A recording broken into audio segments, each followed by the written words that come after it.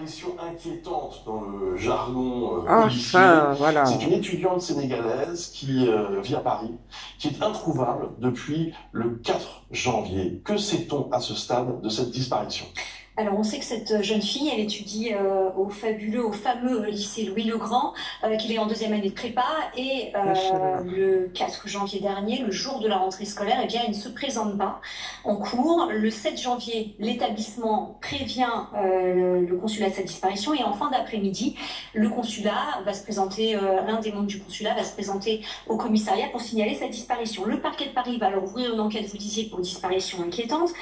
Quand a-t-elle disparu? Comment a-t-elle disparu? C'est toute la question évidemment que se posent les enquêteurs et des questions auxquelles ils vont tenter de répondre. Alors, deux éléments qui nous proviennent de sources diplomatiques. Premier élément, pour avoir accès à sa résidence, la jeune fille et les étudiants de cette résidence universitaire eh bien, doivent badger. Ce que l'on sait de sources diplomatiques, c'est qu'elle aurait badgé une dernière fois. Alors, on ne sait pas si c'est pour entrer ou pour sortir, en tout cas une dernière fois le 4 janvier dernier. Et puis, autre élément, elle aurait passé des vacances à Toulouse avec une amie avant de revenir sur Paris. Ça, encore une fois, ce sont des sources diplomatiques qui nous l'affirment ce matin.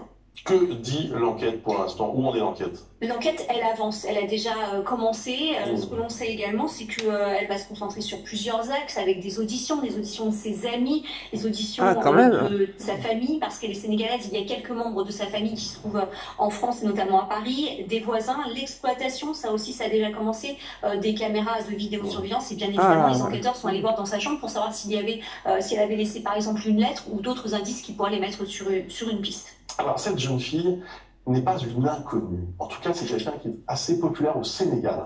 Oui, elle a 20 ans, elle est très brillante. Elle a reçu 2 années de suite un prix très prestigieux, c'est le prix de la meilleure étudiante. Donc ça, c'était du Sénégal, c'était en 2018 et en 2019. Elle est arrivée en France il y a 1 an et demi pour poursuivre ses études. Elle a bénéficié d'une bourse d'excellence. L'année dernière, elle a sorti son premier roman et elle en préparait un second. Alors, vous le disiez, hein, c'est une personnalité extrêmement connue au Sénégal.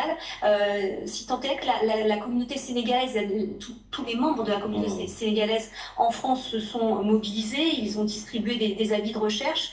On nous dit également que le président du Sénégal lui-même se tient informé de l'évolution de la situation. Concernant son profil à proprement parler, on a pu parler avec des membres de sa famille qui nous disent qu'elle n'a pas de profil dépressif ou suicidaire.